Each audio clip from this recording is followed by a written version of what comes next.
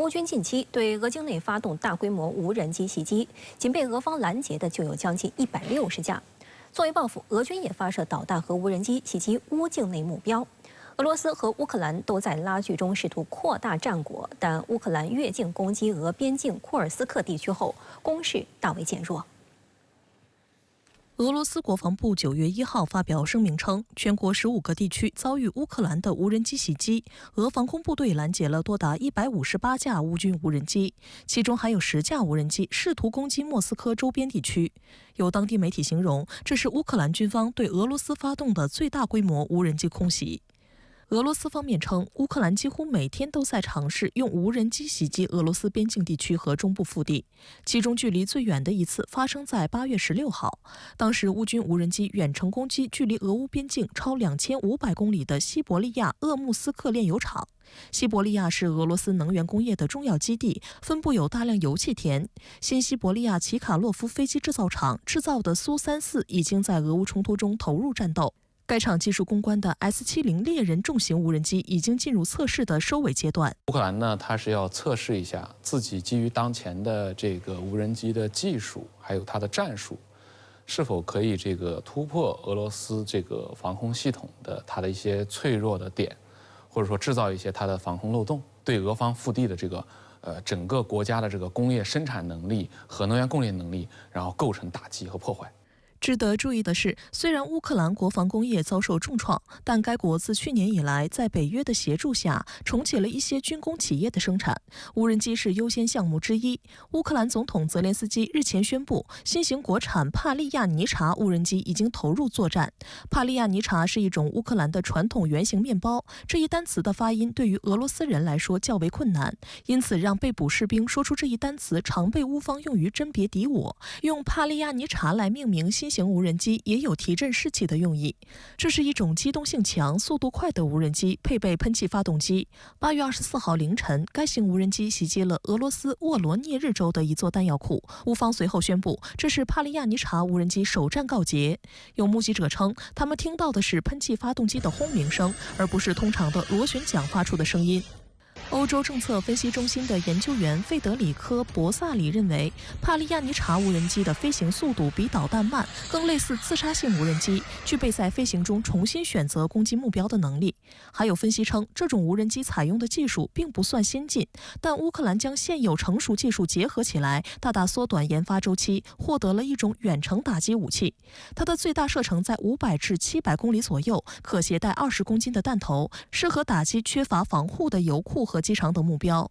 此外，乌军还研制和改装了多种适合远程作战的型号，包括 UG 系列自杀式无人机、尤图141侦察无人机改装而来的自杀式无人机等。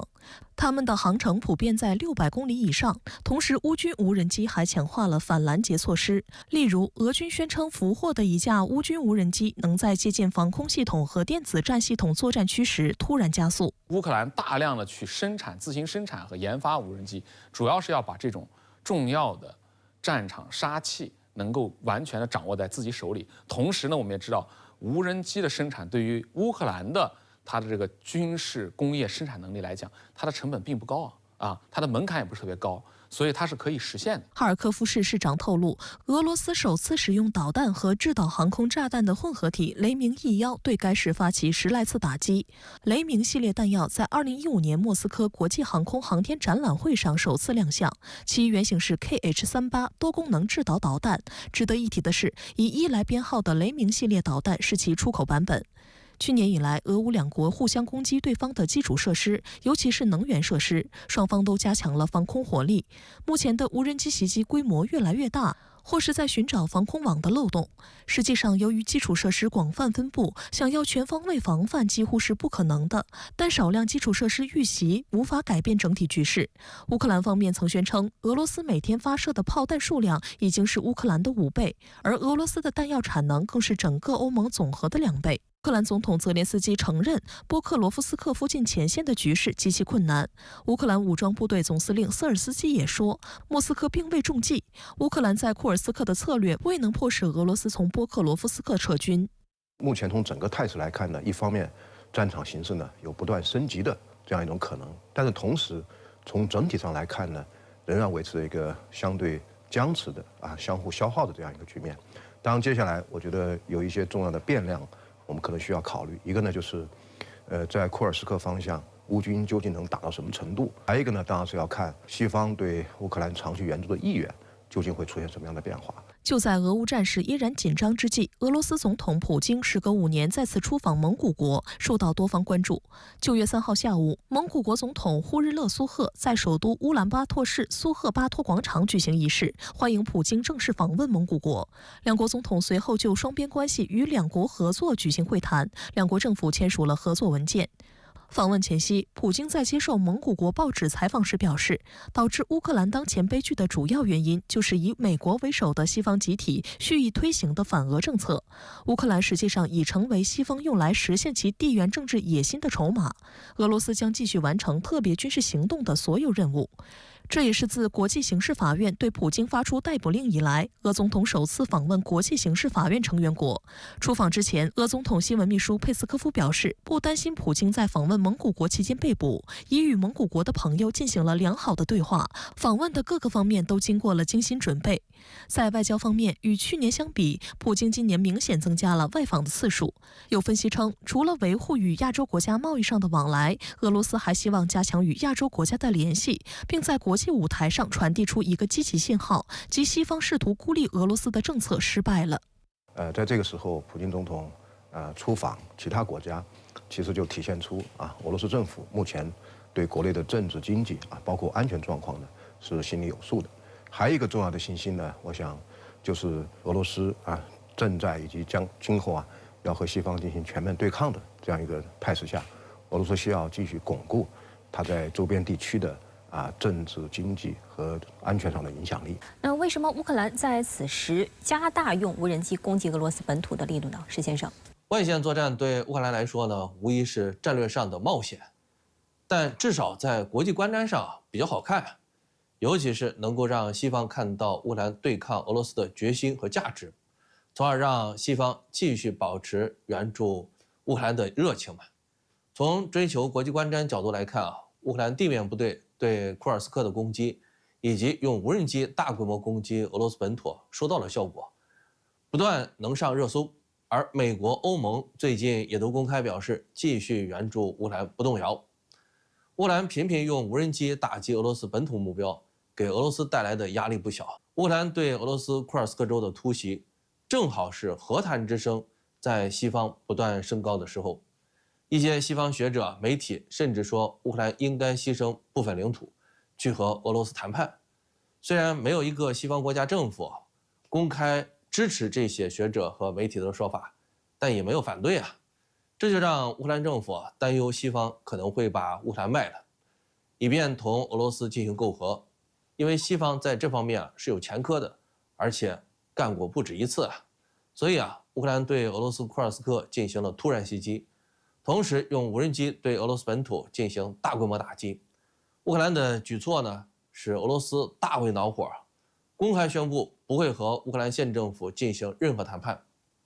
而西方原本不断增加的和谈声音也瞬间消失因此俄乌之间的和谈现在是一点可能都没有了。乌克兰对俄罗斯进行的无人机攻击都动用了哪些型号的无人机？乌克兰最新研制的帕利亚尼茨亚无人机性能如何呢？乌克兰在无人机方面的实力并不弱，像安东诺夫设计局、UKR 喷气公司等都具有较强的无人机研制能力。2017年的时候，安东诺夫设计局推出了霍利亚茨无人机，航程可达1000公里。之后，安东诺夫又推出了霍利亚茨2无人机。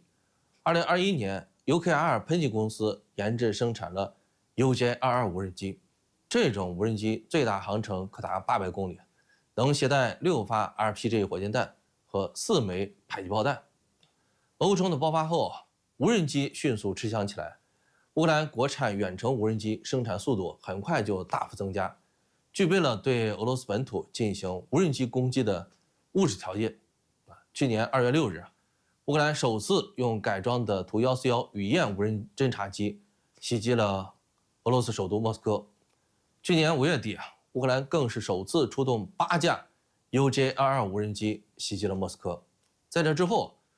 乌军对俄境内发起的无人机攻击主要使用 UJ-L2、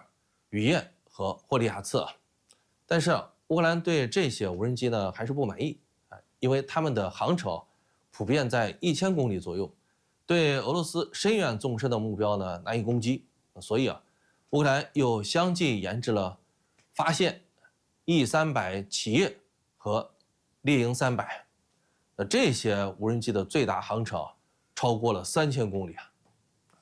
乌克兰最新研制的帕利亚尼茨亚无人机是一种最大航程1000公里左右的无人机。帕利亚尼茨亚无人机还有一个特点就是便宜，能够大批量生产。总而言之，在西方的技术和物质支持之下呢，乌克兰的远程无人机发展迅速，并且大批量投产，对俄罗斯本土构成的威胁越来越大。在俄乌冲突中，为什么无人机的应用如此广泛呢？石先生，无人机在俄乌冲突中的应用是一个循序渐进的过程，并非一下子就达到了现在这样的程度。在俄乌冲突爆发初期，双方对无人机的认识还都是基于之前局部战争的使用模式，但很快俄乌双方发现这些做法不适用。例如乌军的 TB2 察打一体无人机，在俄军先进而绵密的防空系统面前毫无生存力，很短时间内就被俄军打掉了50架。此后乌军就不再使用 TB2 无人机了。同样，俄军少量的猎人察打一体无人机也在乌军的防空系统面前没有生存力由此呢，俄乌双方都意识到在高强度战争中，无人机就是不折不扣的消耗品，必须便宜容易生产。有了充足的数量，再谈无人机的用途扩展。于是呢，我们就看到了俄乌两军在战场上大量使用的无人机都很廉价像穿越机每架才1000多块人民币即便是俄军使用的海鹰10侦察无人机和天竺葵2远程攻击无人机，那单价呢也才3到5万美元正是由于无人机的价格十分低廉，所以俄乌两军才能用得起无人机，并且让无人机承担起越来越多的任务包括侦察、监视、中继通信、炮兵校射、攻击等等。如果无人机很昂贵，像美军的 MQ-9死神无人机，单价高达2000万美元，那么在俄乌冲突上是根本不可能看到无人机满天飞的情况。所以俄乌冲突告诉人们一条无人机发展经验，那就是无人机一定要简单便宜，让部队能用得起、舍得用。